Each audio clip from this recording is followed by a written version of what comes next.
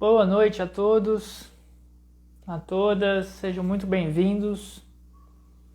Essa aqui vai ser uma live que nós vamos conversar com o professor Marco Ridente, que é meu colega lá no ITA, né? E vai comentar aí um pouco, conversar com a gente sobre o projeto Esporte. Tudo bem? Então, para quem quiser entrar no ITA, para quem estiver dentro do ITA, para quem estiver se formando em Física ou Engenharia e tiver interesse nesse... Ainda tá chegando, gente. Nesse tema aí, acho que vai ser bem esclarecido para muita gente. Seja bem-vindo.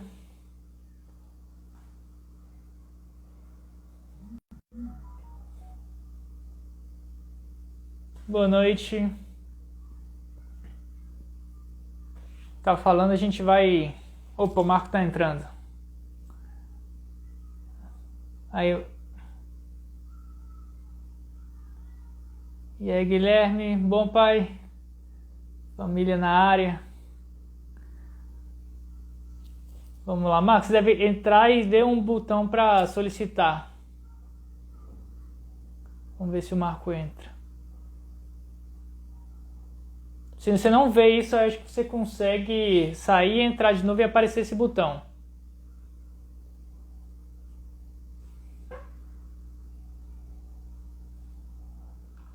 Vamos lá, esperar só o Marco chegar. Pessoal, a live é sobre o projeto Esporte. Será que eu consigo... Oi, o Marco tá... Ok, olha. Eu nunca coloquei o... Será que eu consigo fazer isso ficar fixo? Eu não fiz isso numa live minha. Fixar comentário, legal.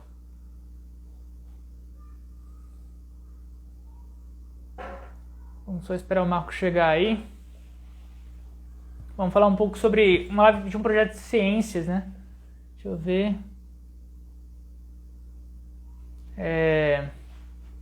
Deixa eu falar do projeto de esporte. Ah, o Marco tá agora com o pessoal dele. Vê se você consegue do pessoal, Marco. O que der certo aí.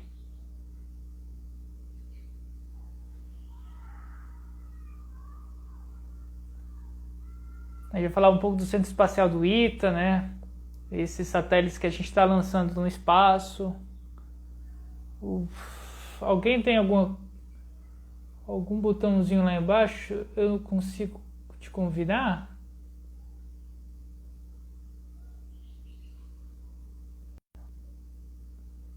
Deixa eu ver.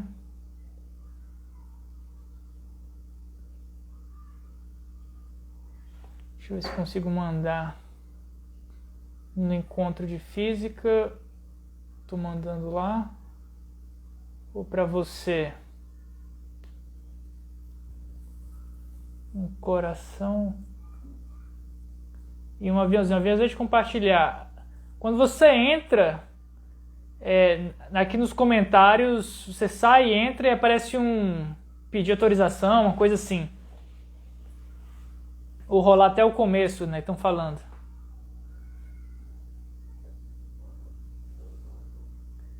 Aperta lá em cima do nível olímpico e tem para pedir.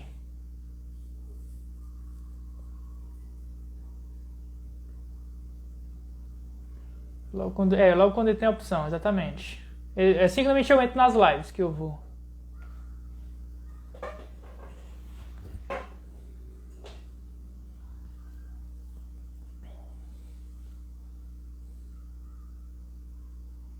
Na verdade, lá do nome tem uma setinha. Eu vejo uma setinha no meu aqui. Ah, eu acho que eu consigo convidar para participar. Legal, eu não sabia disso. Ah, eu acho que é uma versão mais recente do Instagram. Aí está aparecendo para mim. Marco Antônio Ridente precisaria de uma versão mais recente do Instagram para participar.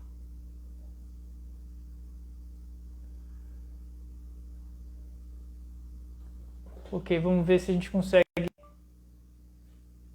desenrolar isso aí. Boa sorte.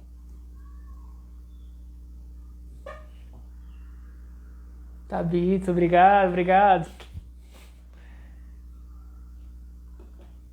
Vamos ver se...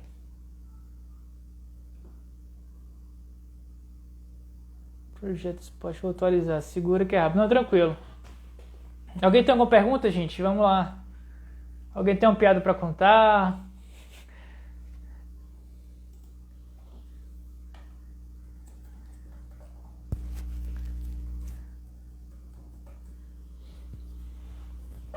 Né? Então essa live a gente vai conversar um pouco sobre o esporte, né? Que é um projeto de cooperação entre o ITA e laboratórios da NASA que envolvem a investigação de clima espacial, né? Em particular certas bolhas de plasma que se formam na base da ionosfera. Espero que eu consiga resumir bem e que o Marco confirme a minha descrição do problema, certo? O Funko lá. Então, e a gente, basicamente o ITA é responsável pela construção dos satélites e a NASA faz os instrumentos de medida.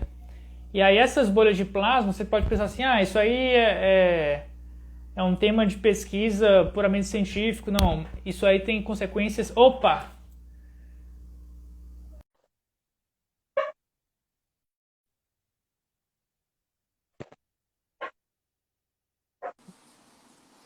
Agora deu certo, eu precisava atualizar mesmo. Não apareceu a setinha, agora apareceu a setinha, tá ótimo, Ivan. Perfeito. Tá ótimo, Marco. Seja bem-vindo aí. Opa, obrigado. O Marco, você está com com o perfil do encontro, né? Do Fita, né? Exatamente, eu entrei com o perfil do encontro, da Fita. Depois no final vou comentar um pouquinho sobre a Fita. Beleza, vamos sim. Marco, então vamos começar um pouco você se apresentando para o pessoal aqui da página, tá? Fica à vontade aí para se apresentar para o pessoal que não te conhece ainda. Tá bom, então, em primeiro lugar aí, boa noite a todos. Gostaria também de agradecer aí o convite, seu convite, Ivan, de participar desta live. Para mim é uma grande satisfação falar um pouquinho sobre o esporte, que é um projeto que merece ser mais divulgado, né? Bom, então eu vou me apresentar aqui. Meu nome é Marco Antônio Ridente. Tenho formação em física, sou professor do ITA, estou no mesmo departamento que o Ivan. E eu me formei no Instituto de Física da USP, glorioso Instituto de Física da USP. Não porque os outros não sejam bons também, os outros são muito bons, mas o Instituto de Física da USP é especial porque ele tem uma importância histórica, né? Foi onde os primeiros físicos se formaram no Brasil, né? Em nível universitário.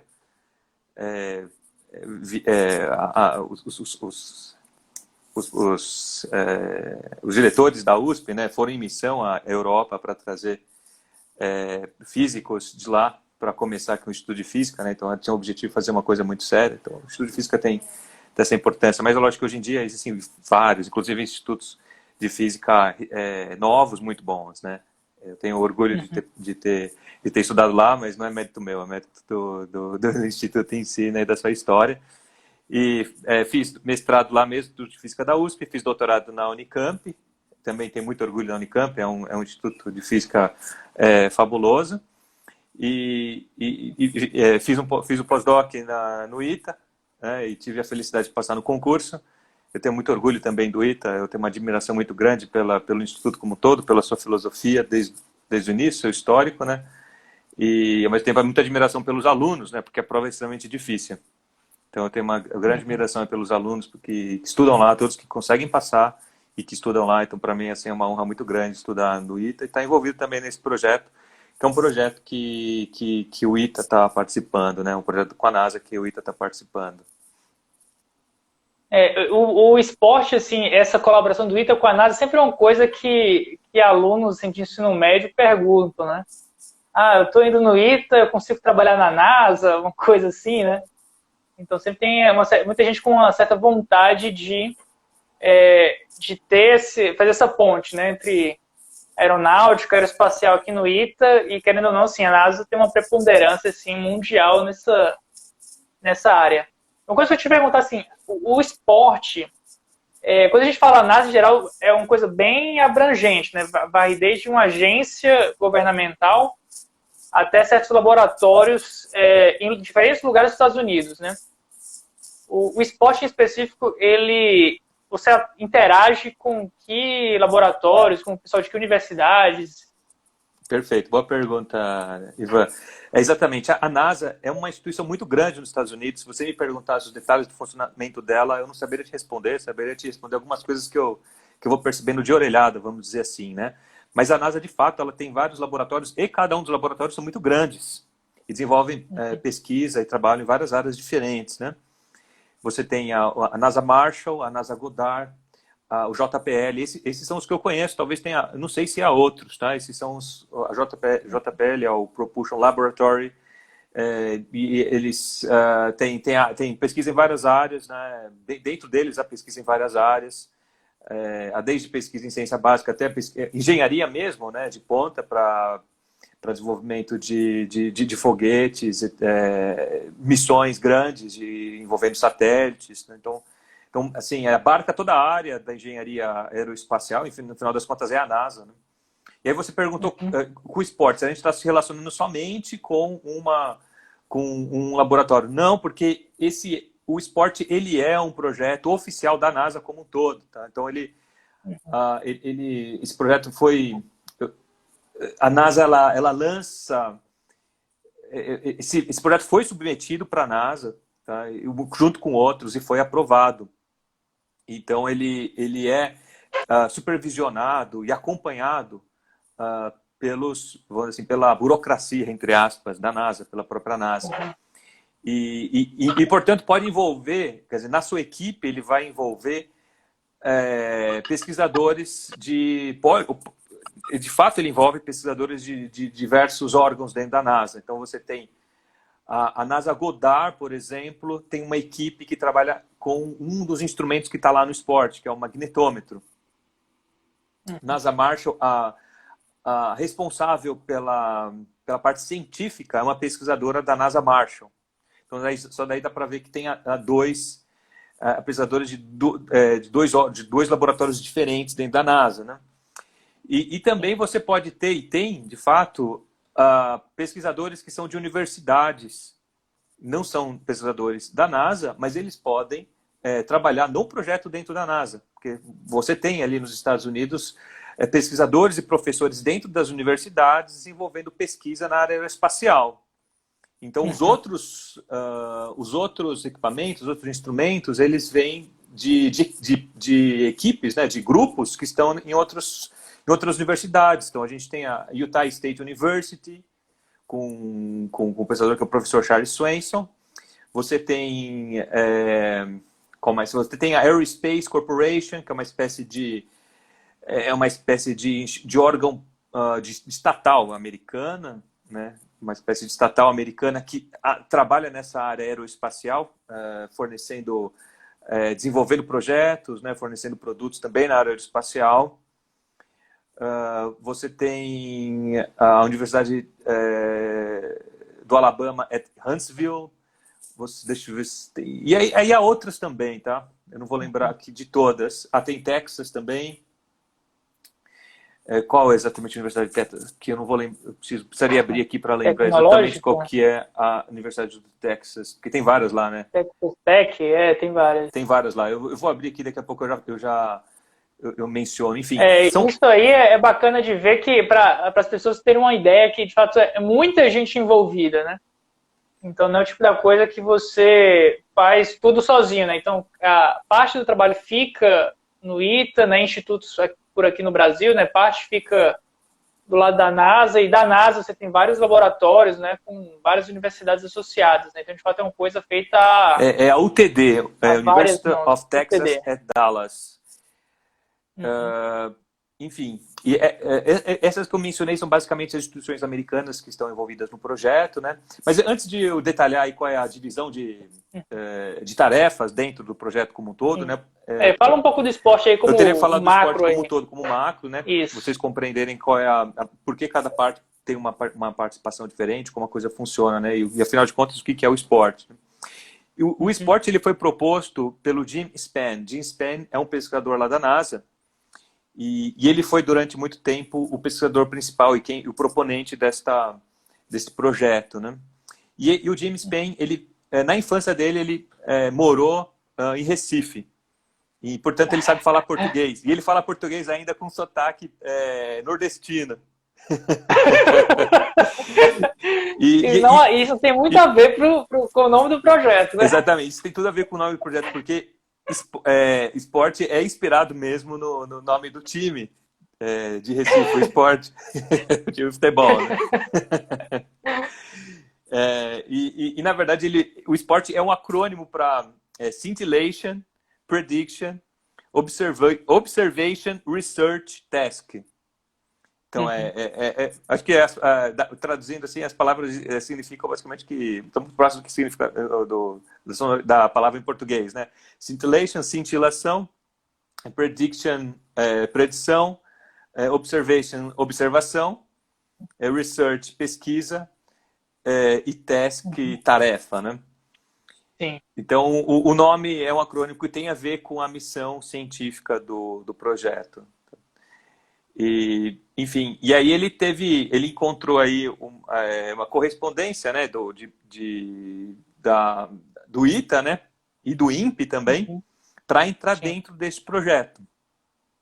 Então a ideia é que o ITA ficou com a engenharia do satélite, né, eu vou falar, o satélite ele não é um satélite grande, é um satélite pequeno, ele é da classe desse satélite chamado de CubeSats.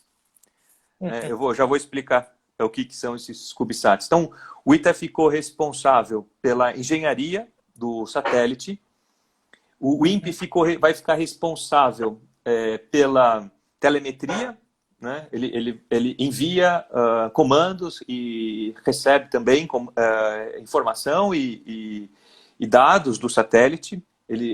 O INPE também vai ficar responsável pelo banco de dados, por armazenar esses dados e disponibilizar para a comunidade científica, enviar também os dados crus para os grupos que fazem os instrumentos, para que eles possam eventualmente fazer análise em cima desses dados, né?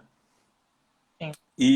O INPE, só para contextualizar o pessoal, é um Instituto Nacional de Pesquisas Espaciais, que também fica aqui em São José dos Campos, e é logo do lado do ITA, né, do CTA. Então a gente pega um carro, anda mais alguns minutinhos e está no INPE, né, que é feito do ladinho ali do CTA, e tem muita colaboração naturalmente, né? Perfeito, exatamente. Então, no Brasil é o INPE, o Instituto de Pesquisa, que é responsável por toda essa área de ciência aeroespacial, né? Por excelência, é um instituto que tem os projetos de satélites, né? Ao contrário o INPE, ao contrário da NASA, o INPE não trabalha com foguetes, né? O INPE trabalha com satélites. Quem trabalha com foguetes vou me corrigir aí, o IAE. É o IAE, exatamente. Que fica logo do lado também. Que fica logo do lado também. E é um órgão da aeronáutica, né? Muito bem, então fechando aí o parênteses, o INPE também tem toda uma infraestrutura para testes de satélites. Então eles também oferecem essa infraestrutura para a gente. E é por isso que eles são essenciais. Qualquer parceria que você for fazer para construir satélites, você vai ter que incluir o INPE, entendeu? O INPE, ele é muito... Qualquer universidade que queira trabalhar na área de CubeSats, é importante ter uma colaboração. Vai ter que, em algum momento, utilizar as instalações do INPE.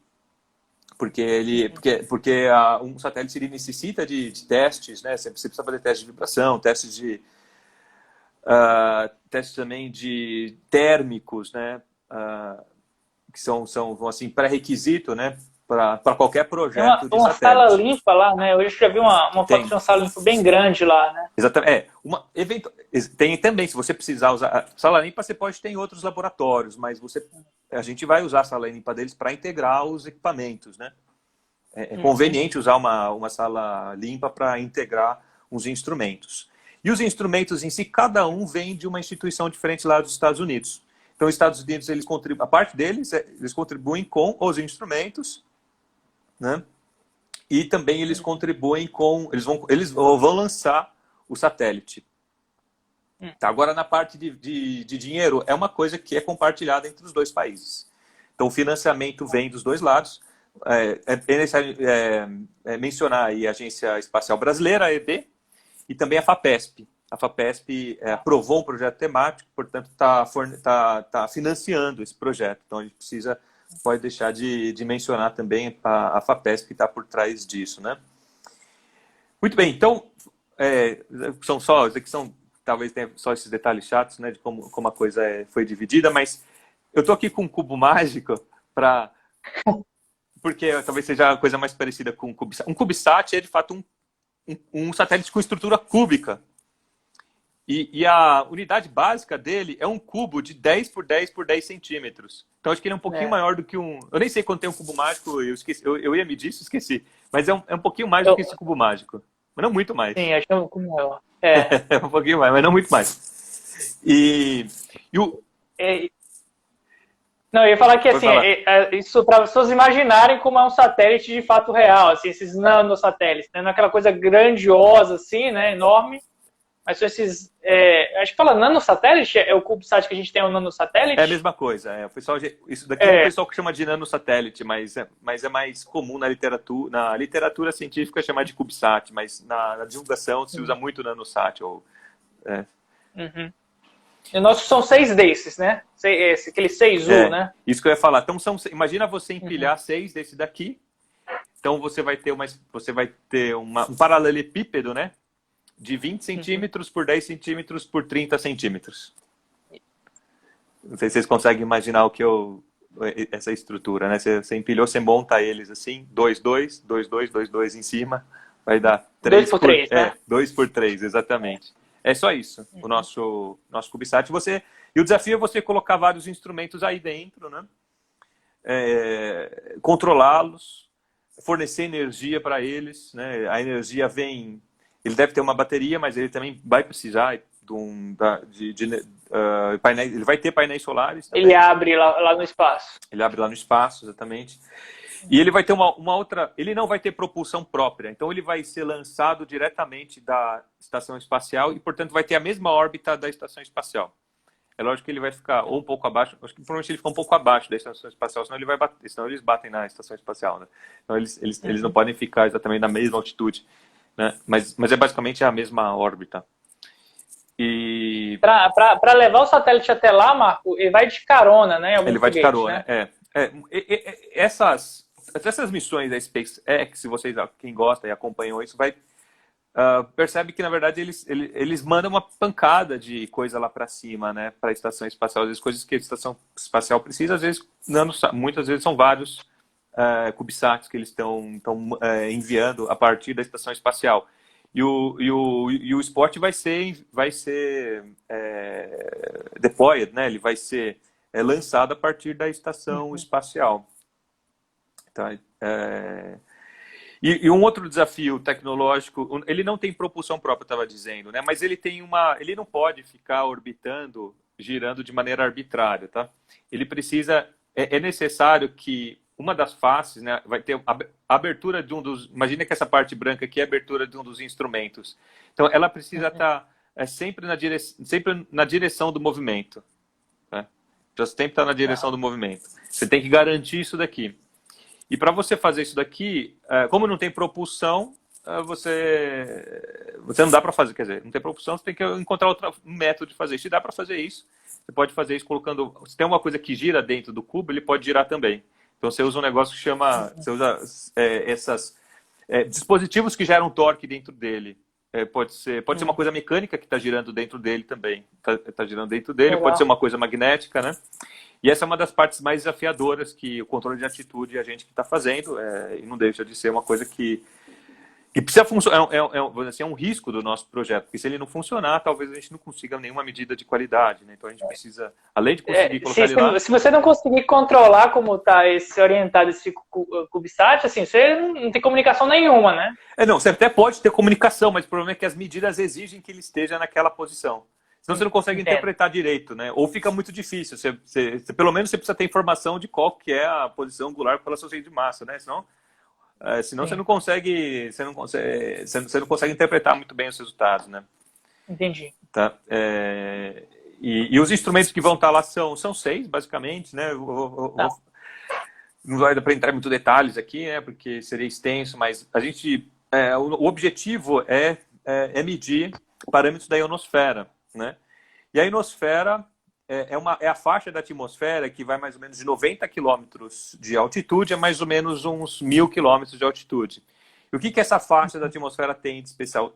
O gás ali é bastante rarefeito, no entanto, existe uma parcela desse gás está ionizado. E ele constitui um plasma fracamente ionizado. Tá? É um plasma. A maior parte dos átomos e das moléculas ali são neutras, mas uma porcentagem desses átomos e moléculas estão ionizadas. Isso faz com que essa faixa tenha um comportamento físico diferente de um gás completamente neutro. Então ele interage de maneira diferente com ondas eletromagnéticas, por exemplo, né? Não sei se o ar fica condutor nessa situação, o plasma. Perfeito, né? perfeito, bem observado, Ivan. O ar fica, basicamente é isso, o ar fica condutor. E é isso que vocês talvez tenham ouvido falar no Marconi, né, que é famoso por ter introduzido, né, o uso de ondas de rádio para comunicação. E ele ficou famoso também por aquela comunicação que ele fez, né, da Inglaterra para o Canadá. Né? E para ele conseguir fazer isso daí, ele precisou utilizar a ionosfera. A onda de radiofrequência que ele enviou tem a propriedade de refletir na ionosfera, né? E com isso ela consegue chegar, ela tem um alcance maior. Nem toda... A radiação que vai refletir é a radiação ali até alguns megahertz na faixa da radiofrequência. Para mais, na área de micro-ondas, ela não reflete, tá?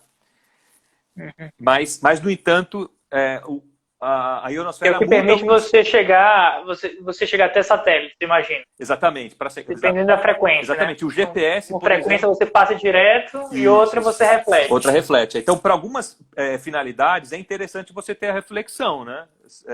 Tem algumas comunicações via rádio ou baixa frequência que os aviões utilizam, por exemplo, né? Usa a ionosfera. Agora, o GPS, ele passa pela ionosfera, entendeu? Mas ele não é refletido. No entanto, o índice de refração ele fica bastante afetado por causa da ionosfera. Então, uma ionosfera muito perturbada vai afetar as ondas eletromagnéticas, né? Isso, que é a cintilação, né? Que você tem a tarefa de prever e investigar, né? Exatamente. Eu vou entrar mais em detalhe, eu acabei me adiantando, vou entrar mais em detalhe. Né, mas eu vou comentar sobre isso daqui a pouco já. Mas eu estava falando sobre a importância, né, quer dizer, que no fundo o que a gente precisa é fazer medida da ionosfera, que é um plasma. Então a gente tem instrumentos que fazem isso. Então você tem ali um instrumento que chama sonda de Langmuir, é um instrumento que mede a densidade do plasma, e você tem um outro instrumento que chama sonda de impedância, que também mede a densidade do plasma, densidade eletrônica, né? É o número de elétrons por unidade de volume. Tá. E a diferença é que um mede com maior acurácia e outro mede com menor acurácia, porém com maior taxa de amostragem. Então você usa os dois para melhorar, para otimizar a sua medida, né? Você tem uma sonda de campo elétrico também, você consegue medir o campo elétrico numa direção. Você tem um magnetômetro que vai medir o campo magnético, né, com uma excelente precisão. Então, as correntes nessa região são extremamente complexas, né? A maior parte do campo magnético é influenciada, né? Assim, a grande contribuição do campo magnético ali vem da Terra, é o campo do geomagnético, né? O campo que é gerado pelo núcleo, pelo interior da Terra. Essa é a principal contribuição do campo magnético. Mas existem outras contribuições menores que geram flutuações no campo magnético que vêm das correntes ionosféricas e das correntes que vêm da magnetosfera também. Tá? Então, se tem uma tempestade magnética, por exemplo, você consegue perceber. Você vai ter ali também um outro instrumento que chama IVM, Ion Velocity Meter. É um instrumento para medir a velocidade do plasma no volume, como um todo. Porque o que acontece é que o plasma ele tem uma dinâmica própria, né? Às vezes ele, como um todo, ele se movimenta para cima, às vezes ele se movimenta para baixo. É importante saber como é que ele está se movimentando. Tem todas essas correntes de convecção que acabam virando correntes elétricas, né? Então, exatamente, existe toda uma... Dá para a gente ficar discutindo aqui, tem toda uma ciência por trás da ionosfera, né? Existe um gás neutro ali que gera convecção, mas, no entanto, há uma interação entre esse gás neutro e o plasma. Então, isso aí gera uma física própria da ionosfera, que é complicada. E depois a gente vai ter um outro instrumento que é um GPS Occultation, ocultação por GPS. No fundo, a gente usa a própria refração dos sinais de GPS para inferir informação sobre a densidade eletrônica. Mas a densidade eletrônica num local remoto, não onde o satélite está, mas por onde a onda passou. Então a gente consegue saber como é que é o plasma longe, num volume distinto, né, do satélite. Uhum. Então, legal. Então, basicamente, a gente conseguiu mostrar aí quais são os principais instrumentos, né? E faltou falar um pouco aí sobre qual é o objetivo científico, né? Tudo isso, Marco, em 20 centímetros por 30, né? Tudo Só para localizar. Exatamente. Não, tá aí um dos grandes desafios tecnológicos dos CubeSats. Então, os grupos que trabalham... Bom, eles já têm muita experiência. A Utah State University, ali, o Charles Swenson, que é o professor que está à frente, foi ele que fez a sonda de Langmuir da Estação Internacional Espacial. Então eles têm experiência com isso, né? Mas mesmo assim eles eles desenvolveram pesquisa para diminuir o tamanho da eletrônica, né? Tem vários desafios que vêm do fato de você diminuir o tamanho do satélite. Você precisa diminuir a eletrônica, você pode ter outros problemas de interferência, a flutuação da carga eletrostática no satélite é maior, entendeu? Então, Marco, eu estou pensando aqui, qual que é a temperatura no local que o satélite fica? Exato. Então, isso é uma boa... Eu esqueci de dizer como é da onde que o plasma vem, né? O plasma vem ele é produzido por fotoionização, né, do Sol, da radiação solar. Então, é radiação ultravioleta e extreme ultraviolet, né? Ultravioleta extremo, que tem uma seção de choque muito forte para fotoionização e arranca os elétrons dos átomos, né? E o gás dessa região ele é bastante aquecido, então ele tem uma temperatura da ordem de 1.000 a 3.000 Kelvin, tá? Só que é bastante, mas nossa, mas que calor, que quente, né? Mas calor é baixo porque é muito pouco denso, né? Então é muito rarefeito. A temperatura é alta, então as moléculas, a energia cinética média delas é bem elevada, né? Que é consequência do fato da temperatura, quer dizer, é equivalente a dizer que a temperatura é alta. Mas, no entanto, está exposto a alta radiação, né, do Sol, né? Então está filtrando essa radiação para não chegar até a gente. A filtragem da radiação começa ali, né? Mas ela chega até estratos mais. A ultravioleta chega até estratos mais baixos, né? O ozônio ele está, se eu não estou enganado, na estratosfera, que é uma faixa mais baixa, que está ali de 10 a 30 quilômetros, se eu não estou enganado, né? Então a ultravioleta vai sendo filtrado, né? É lógico, ele filtra muito fortemente, mas no entanto a densidade é baixa. Então a absorção, então a absorção é compensada pela baixa densidade. Depois a densidade vai aumentando, vai absorvendo mais, né? Uhum.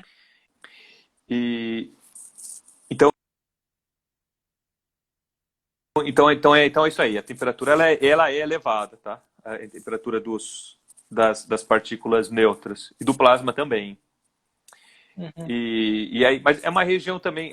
Acontece um fenômeno que se discute pouco, que é uma espécie de desvio do equilíbrio. O plasma ele tem uma temperatura maior do que do gás, tá? Sobretudo os elétrons. O que vai acontecer aí é que os elétrons eles vão ser fortemente aquecidos pela radiação solar, e como a densidade é baixa, né, não há colisão. A taxa de colisão não é forte o suficiente para particionar a energia. Então ele fica muito energizado, enquanto os outros... Ele passa energia para as outras partes, para os íons e também para os nêutrons, mas não é suficiente para que o sistema como tudo entre em equilíbrio térmico. Tá? Então os elétrons eles vão ter uma temperatura mais elevada. Legal. E é isso aí. E aí... Bom, mas aí vamos agora ao cerne dos objetivos, o cerne do projeto, né? O objetivo científico. O que acontece é que na nossa região equatorial, né? A nossa região aqui, eu falo nossa região porque o Equador passa pelo Brasil e a gente está numa região que a gente chama de baixa latitude. Né? O Brasil, nem sei qual que é o Rio Grande do Sul, entre 30 e menos 30 e 30 graus.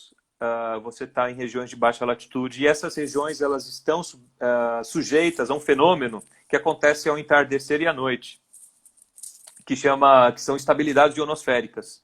Se formam e uma dessas instabilidades que é muito forte, imprevisível, embora a gente saiba quando elas acontecem com maior frequência, né? Ela não é totalmente previsível, chama bolha de plasma. Então você tem que imaginar, vamos ver se a gente consegue imaginar isso, que na base da ionosfera, imagina ali entre 90 e 100, 90 e 200 quilômetros mais ou menos, a densidade do plasma é baixa. Mais para cima, entre 200 e 400, a densidade é alta. E depois ela volta a ficar baixa de novo. Então ela aumenta. De carga, né? De carga, exatamente. Ela aumenta e depois diminui. Então você pode imaginar que acontece mais ou menos o que acontece quando você quando você faz aquele experimento que você coloca água num copo, né? E você derruba ele. Você derruba a água, né? Ela cai, simplesmente cai. Mas se você vai lá e não sei se já fizeram esse experimento que você coloca uma película de um papel, por exemplo, né? E aí você consegue, com o papel, você consegue deixar o sistema. Porque a pressão atmosférica assim, exerce uma força grande o suficiente para manter a coluna de água ali, né? Mas se existe qualquer pequena instabilidade que acontece ali, faz com que o sistema, quer dizer, o sistema tenha um equilíbrio instável, né? Qualquer instabilidade leva o sistema para fora do equilíbrio. Né? E é isso que acontece lá há certas condições que isso acontece na ionosfera também. Então essa região de menor densidade ela entra para dentro da região de maior densidade e forma uma bolha. E essa bolha ela é super extensa, tá? Ela tem uma extensão de milhares milhares mesmo de quilômetros sul-norte e centenas de quilômetros leste-oeste. E aí o que acontece é você tem uma região perturbada de densidade eletrônica, né? E o que vai acontecer é que os sinais do GPS eles terminam por ser afetados, né, por essa bolha. Então há certas regiões em que o receptor do GPS, né, a linha divisada do receptor de GPS pode estar passando por uma bolha. Então ele vai receber o sinal do GPS com muito atraso, por exemplo, né? E aí você não consegue usar aquele sinal. E o GPS basicamente ele está medindo defasagem entre diferentes sinais, exatamente, né? Exatamente. Se muda a densidade de carga, muda a refração, muda a velocidade que a onda percorre, então Exato. você perde a informação, né? Você perde informação. Agora, às vezes, para você conseguir produzir a geolocalização, você precisa de 4 satélites. Então, se você tem 4 na sua linha divisada, você tem 20, não sei se é possível ter tantos, mas digamos que você tem vários, né? Às vezes se a sua linha divisada por algum só está passando a oscilação, tudo bem. Mas agora, se tem vários satélites passando por essa região de cintilação, aí você vai ter problemas, tá? Então, assim, as tecnologias de referenciamento, utilizando o GPS, que exigem alta precisão, elas não conseguem ser certificadas aqui no Brasil. Tá? Então, você tem tecnologias na aeronáutica, por exemplo, para você conseguir melhorar a localização de uma nave, por exemplo, utilizando o GPS. Você não consegue certificar sistemas que usam GPS, por exemplo. Você vai ter que usar os sistemas tradicionais, né, que usam as referências que estão em solo mesmo, né? Tá. Então esse é um dos problemas, né? E o projeto tem por objetivo estudar melhor essas bolhas, né? Compreender também, o satélite vai ajudar a compreender, dado que você consiga identificar uma bolha em algum local, como a gente tem muitos receptores do solo, a gente vai poder dizer, olha, onde é que está acontecendo a cintilação, né? Dado uma bolha ali em cima, qual é a área da Terra que vai ficar, a área do solo que vai ficar prejudicado, né? E aí tem toda uma área de ciência, a gente já entende muito sobre essas bolhas, já há um bom corpo de conhecimento sobre elas, mas a gente quer melhorar. Agora a gente precisa, não existe ainda um corpo de conhecimento bem fundamentado ou assim, desenvolvido o suficiente para que a gente seja capaz de prevê-las, né? E pode ser que seja muito difícil mesmo prevê-las, mas pode ser que a gente consiga entender todas as condições mais prováveis, o conjunto de condições muito prováveis para o funcionamento, para a ocorrência delas. E, no fundo, o que a gente tem hoje para esse tipo de sistema é que, às vezes, as pessoas que trabalham com isso falam, olha, como a gente sabe que isso acontece de noite, então, das 6 da noite até 6 da manhã você não usa, você desliga. Então, às vezes, esse é o nível de previsão. A gente tem esse conhecimento, as bolhas acontecem de noite, então desliga durante a noite. Mas a gente poderia fazer melhor do que isso. A gente podia tentar corrigir, a gente podia, entendeu? Você pode ver quais condições, quais são as condições que são propícias a isso, né? Então você sabe, dado quais são as condições do Sol, né? E a gente sabe isso por satélite, qual a época do ano, talvez até algumas medidas, nosso conhecimento sobre o estado também da baixa atmosfera, a gente pode falar, olha, a probabilidade é alta ou baixa de acontecer. Né? Mas a gente não tem isso ainda. E, Marco, assim, vocês estão lá trabalhando, né? Então, assim, tem vários professores envolvidos, laboratórios, tem o Centro Espacial do ITA, né? Sim. Mas, assim, estudantes que querem participar, assim, quais são as oportunidades que você tem para estudante, assim, que... A gente perguntou se tinha uma coisa do ITA direto para a NASA, acho que não tem nada tão estruturado assim, mas... Não, já tem, olha, isso aí é uma... Já tem? Eu acho que o esporte... Então eu tô aprendendo agora, vamos lá. Eu não sei se eu tô puxando muito a sardinha pro nosso lado, tá? Mas eu acho que o esporte, ele abre, não só o esporte, mas também o Centro Espacial ITA, agora a gente também no Departamento de Física vai começar com um laboratório de ciências espaciais, né? A gente está iniciando uma colaboração com a NASA que eu acho que nunca existiu. Pelo menos acho que nunca existiu nessa extensão, tá? E, portanto, abre uma possibilidade imensa de colaboração. Porque a gente colabora com vários pesquisadores de lá. E vai ser oficializado. Olha, eu posso estar enganado. Não, já foi oficializado, sim. Já existe a possibilidade do doutorado conjunto ITA com a Utah State University, por exemplo. Tá? Legal. Pode ser que sejam estabelecidos outros acordos, mas esse acordo já existe. E a gente tem interesse, sim, de enviar estudantes de mestrado, doutorado, para estudar a tecnologia que eles têm, né, e implementar isso aqui, né, desenvolver esse know-how. E, por outro lado, também pode ser uma chance, um trampolim para quem está interessado em trabalhar com a NASA, porque você vai conhecer o pesquisador que trabalha com a NASA. Se você tiver um bom desempenho lá no seu trabalho, assim, eles são... a NASA, eles são sugadores de cérebros, entendeu? Então, se você vai lá e manda bem, eles vão querer que você fique lá, né? Tipo, eles vão assim, não é difícil que eles queiram ficar com você lá, entende? Então, eu acho que abre uma via, né, muito interessante de colaboração. Então, eu já tenho uma estudante de doutorado que ela está trabalhando na integração, a Sofia está trabalhando na integração do satélite. Para trabalhar na integração, ela precisa conversar com o pessoal de lá. Entendeu? Então ela já está em contato com vários pesquisadores de lá, pô. Então isso significa que ela vai ser conhecida pelo pessoal de lá, e se ela fizer um bom trabalho, de qualquer jeito vai ser bom, mesmo que não dê certo uma colaboração com a NASA, ela pode eventualmente manter essa colaboração depois aqui no Brasil. Sim, mesmo, é uma né? colaboração que inicia o contato, né? Então assim, você começa uma vez que você estabelece a colaboração, essas coisas vão progredindo, né? Exatamente. Você vai conhecendo as pessoas que estão lá, então é diferente de alguém que a NASA é uma coisa etérea, assim, distante, e a pessoa que você conhece de fato que pode ser um contato seu lá, né? Perfeito, perfeito, exatamente. E também tem uma aluna de iniciação científica. Tem a iniciação científica, né? Tem um trabalho muito legal. A iniciação científica é ótimo, ainda mais porque no ITA a gente tem tem um minor em engenharia física e também tem um mestrado. É possível engatilhar um mestrado durante a graduação. Sim. Enfim, e a iniciação científica é uma grande possibilidade também de colaboração. Assim, se algum aluno de iniciação científica bater na minha porta, eventualmente vai ter coisa para oferecer. Sobretudo, bom, eu não falei, mas o esporte está planejado para ser lançado em dezembro. Se der tudo certo e ele coletar essa quantidade gigantesca de informação, já precisa de gente trabalhando. Então, assim, contar com a ajuda de alunos de iniciação científica é ótimo, é o que a gente precisa, no fundo, né? Porque... nós sozinhos, a gente não dá conta de trabalhar com tantos dados, né? Nossa capacidade de trabalho vai depender da equipe que a gente forma, né? No fundo. Sim. E uma coisa que você falou do ITA, que é muito bacana, é que a gente tem alunos muito bons, né? E que, de fato, aqui no ITA, a gente dá problemas, pelo menos no meu grupo de pesquisa, que você também, dá problemas muito sofisticados de iniciação científica, né? Sim, geralmente o desempenho da iniciação científica é muito bom, assim, muito bom.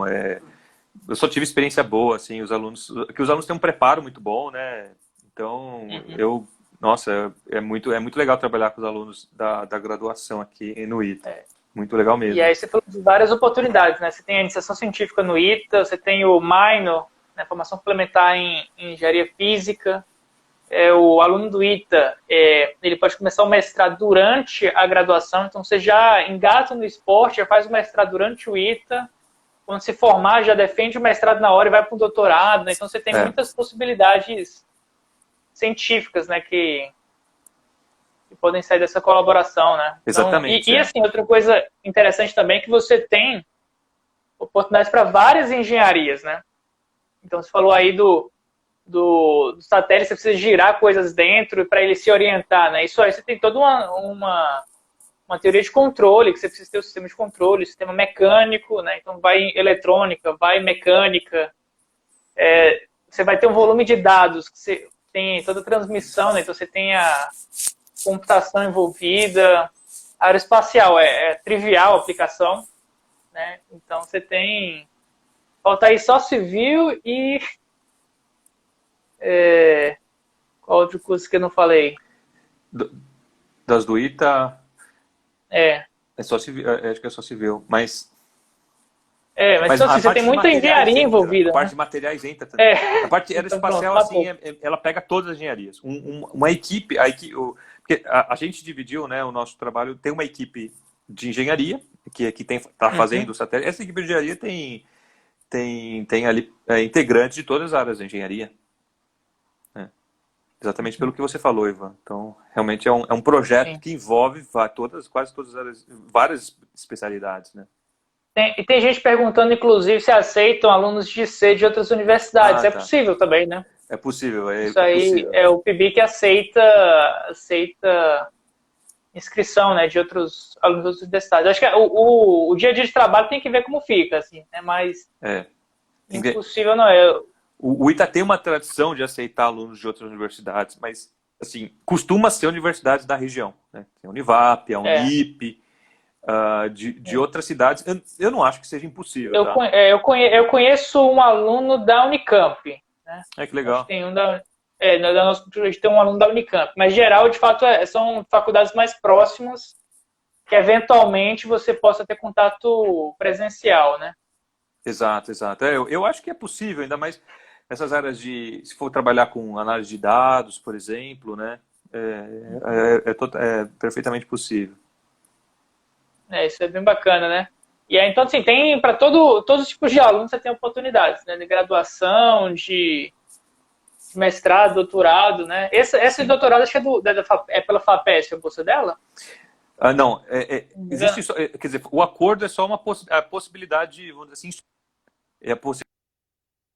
eu não ouvi. Possibilidade institucional. Não, é só a possibilidade institucional de você ter um doutorado das duas instituições. É só um acordo de colaboração. Agora, o dinheiro de onde vem, é outro papo. Mas pode vir pela FAPESP. Eu acho que tem grande chance da FAPESP querer bancar um doutorado lá. Eu acho que... Sim. Isso é muito... Não sei se tem perguntas do pessoal aqui. O César está aqui, o César Lenz, um abraço para o César. César. O Grilo, o professor de Química aqui, está marcando presença também. Tá? Então tem muita... Acho que tem muita, assim, de física, assim, tem vários seminários que a gente tem tido no departamento, né, envolvendo o esporte, então tem muita coisa que dá para ser explorada, né? E assim, além do esporte, tem várias outras linhas de trabalho no departamento que quem quiser conhecer pode ir através do EFITA, né, Marco? Sim, exatamente.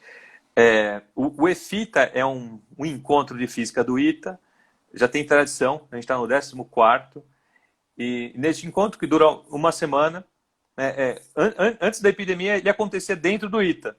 Então, muitas vezes a gente oferecia hospedagem dentro do ITA, então quem participava conhecia o ITA, era super interessante por causa disso também.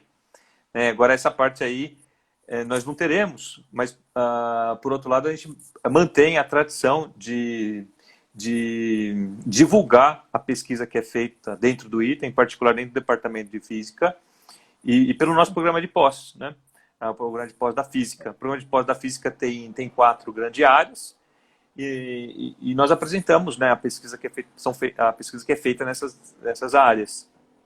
Se alguém está interessado ou quer só conhecer um pouco mais sobre o ITA, é muito interessante participar. Então, se por outro lado também não vai ter a possibilidade de vir e ficar aqui no ITA, também é muito mais fácil, porque é remota, né? Então agora é remoto, então facilita, assim, deixa o evento mais acessível, né, nesse sentido.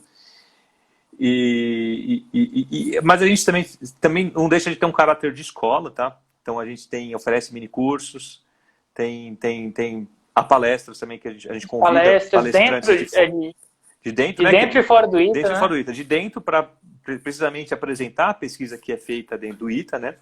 E de fora também, né? Geralmente a gente chama palestrantes aí de prestígio, de conhecidos, né? Também para enriquecer a nossa formação. Tem gente que veio aqui no EFITA 2019 e está falando que recomenda muito. Opa, que legal, muito bom.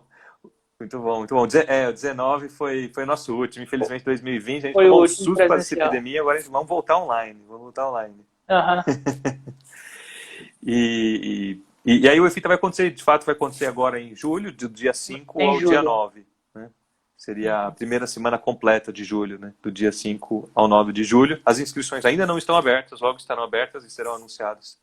Eu estou entrando aqui com o perfil. Mas acho que para acompanhar as informações, segue esse perfil que o Marco tá, né? Exatamente, que é o Encontro de Física do ITA. Sigam o nosso perfil ou divulguem para os seus colegas, amigos que talvez tenham interesse, eu acho que assim, e tem muita gente assim, que tem gente de engenharia, né? Que às vezes o pessoal não sabe, mas se você é formado em engenharia, você pode fazer pós nosso programa, né? Então, eu sou um exemplo que eu era engenheiro e sou cria do nosso programa, né? Então fiz doutorado em física, na linha de física atômica molecular. Então, pessoas de cursos assim, relacionados, afins, né? Não precisa ser exatamente física, pode ser física bacharelado ou licenciatura também, né? Ou engenharia, você pode ingressar em alguma dessas linhas de pesquisa, né? E eu acho que nada melhor do que você, de fato, vir para o EFITA, que você vai ter uma ideia geral de todas as linhas que a gente trabalha. Então, esporte é um projeto grande, né, que tem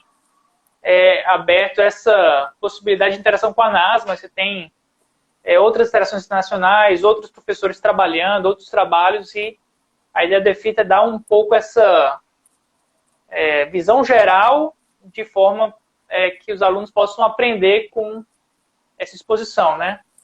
Tem aquela vertente de você visitava a Embraer, visitava o INPE, os laboratórios, né? Isso vai um pouco possibilitar de físicas, mas muita coisa dá para vocês ainda participarem do evento e terem